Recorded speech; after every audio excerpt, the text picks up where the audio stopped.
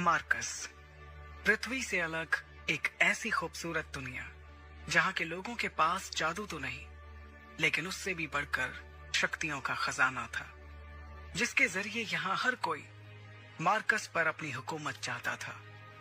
यहां जो सबसे शक्तिशाली होता था वो कानून बनाता था और कमजोरों को उस कानून को मानना पड़ता था। मार्कस के सबसे जाने माने साम्राज्यों में से एक था ओहान साम्राज्य, और ओहान साम्राज्य का एक बड़ा खास शहर था मेसोडोरिया शहर। मेसोडोरिया शहर के खुले से मैदान में आज सैकड़ों लोगों की भीड़ जमा थी। ये सभी शक्ति स्तंभ के जरिए अपनी अपनी शक्तियों के सितारों को परखना चाहते थे। इस स्तंभ पर 9 सितारे थे, जिन्हें पाकर ही आप शक्तियों के अगले रैंक पर जा सकते थे। ध्रुव 3 साल पहले शक्ति स्तंभ पर 9वें सितारे को पा चुका था, लेकिन अचानक उसकी शक्तियां तीसरे सितारे पर आकर रुक गईं, और तभी से ध्रुव वापस से 9वें सितारे को पाने के लिए मेहनत कर रहा था। अपनी इसी शक्ति के सितारे को परखने के लिए ध्रुव सैकड़ों लोगों की भीड़ में खड़े होकर अपनी बारी का इंतजार कर रहा था। अपने दोनों हाथों की मुट्ठी को बंद कर ध्रुव ने खुद को भरोसा दिलाते हुए कहा, इस साल मैंने जी तोड़ मेहनत की है। इस बार मेरी शक्तियां जरूर 9वें सितारे तक फिर से पहुंचेंगी, जरूर पहुंचेंगी। आज मैं 0 रैंक से आगे बढ़कर एकलव्य बन के रहूंगा। तभी एक घोषणा सभी के कानों में गूंजी, और अब अपनी शक्तियों को परखने वाले अगले शख्स का नाम है ध्रुव। जैसे ही ध्रुव का नाम पुकारा गया, वो लोगों की भीड़ से निकलकर बाहर आया और अपने कदमों को धीरे धीरे बढ़ाते हुए ऊंचाई पर रखे एक बड़े से पथरीले स्तंभ की ओर बढ़ने लगा, जिसका नाम था शक्ति स्तंभ। शक्ति स्तंभ के ठीक सामने पहुंचने के बाद ध्रुव के जहन में कई बातें चल रही थी। ध्रुव जब सिर्फ 4 साल का था, तब से उसने प्रैक्टिस करना शुरू कर दिया था, और 10 साल की उम्र तक तो वो 9वें सितारे तक पहुंच गया था। फिर 11 की उम्र में वो 0 रैंक से एकलव्य रैंक पर आ गया था। शौर्य दल के 100 साल के इतिहास में ये पहली बार था जब एक 11 साल का बच्चा एकलव्य बन गया हो।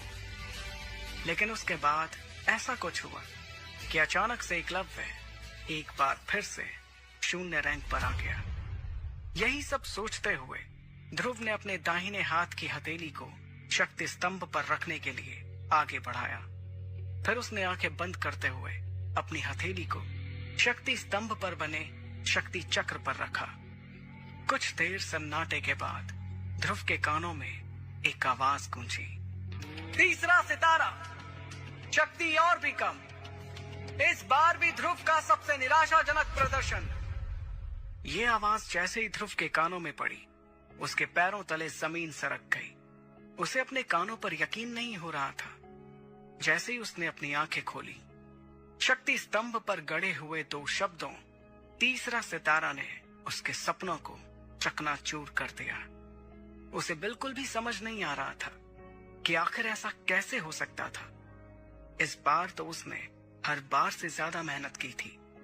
शक्ति स्तंभ के सामने खड़े ध्रुव ने अपने आप से बड़बड़ाते हुए कहा, नहीं नहीं, ऐसा नहीं हो सकता, ऐसा बिल्कुल भी नहीं हो सकता।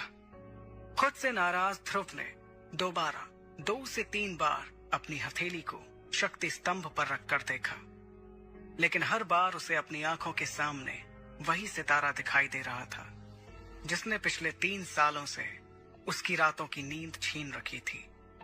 उधर मैदान में खड़े सैकड़ों लोगों की भीड़ में से किसी ने चिल्लाते हुए कहा, ए 0 रैंक, चल अब नीचे आ जा।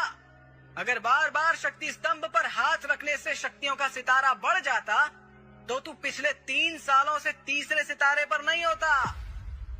उसके इतना कहते ही कई लोगों ने जोर के ठहाकों के साथ ध्रुव पर हंसना शुरू कर दिया।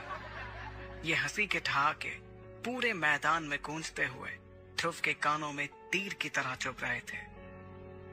ध्रुव ने वहां से निकलने के लिए अपने कदमों को आगे बढ़ाना शुरू किया, लेकिन अब उसके कानों में उन सभी के हंसी के ठहाकों के साथ कई ताने भी सुनाई देना शुरू हो गए। क्यों भाई, एक बार फिर से ध्रुव ने साबित कर ही दिया कि वो पिछले 3 सालों से शून्य था, शून्य है और आगे भी शून्य ही रहेगा। गलती से ही हीरो बन गया था ये छोटी सी उम्र में। हाँ भाई, बिल्कुल सही कहा। और मेरे हिसाब से अब इस शून्य की कीमत हमारे शौर्य दल में किसी कचरे से कम नहीं है। बात तो तुम्हारी भी सही है, लेकिन हमारी मजबूरी भी तो देखो। हमारे शौर्य दल के जांबाज लीडर अरेंद्र उसके पिता हैं। अगर ऐसा नहीं होता तो हम लोगों ने इसे कब का मेसोडोरिया से बाहर फेंक दिया होता। लोगों के मुंह से निकलते ताने ध्रुव के दिल में बेचैनी और घबराहट पैदा कर रहे थे। ये घबराहट अब उसके चेहरे पर भी साफ साफ नजर आ रही थी, जिसे वहीं पर मौजूद उसकी सबसे अच्छी दोस्त इरा भी भाप चुकी थी। इरा भीड़ से निकलते हुए बाहर आई और उसने ध्रुव के कंधे पर अपना हाथ रखा। अगले ही पल उन दोनों की नजरें आपस में मिली, जिससे ध्रुव की बेचैनी थोड़ी कम हुई। कुछ ही देर में वो दोनों साथ साथ कदम बढ़ाते हुए मैदान से बाहर निकल के जाने लगे। ध्रुव अपने घर शौर्य महल की तरफ बढ़ रहा था। तभी इरा ने उदास दिख रहे ध्रुव का हौसला बढ़ाते हुए कहा, ध्रुव, तुम्हें उन लोगों की बातों से परेशान नहीं होना चाहिए। मुझे तुम पर पूरा भरोसा है। एक ना एक दिन तुम एकलव्य जरूर बनोगे।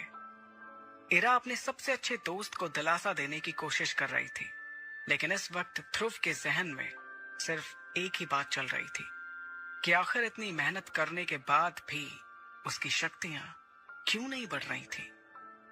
एक तरफ जहां ध्रुव की परेशानियां बढ़ती जा रही थी, तो दूसरी तरफ एक और परेशानी उसके घर की ओर कदम बढ़ा रही थी। लेकिन ध्रुव उस परेशानी से पूरी तरह बेखबर था।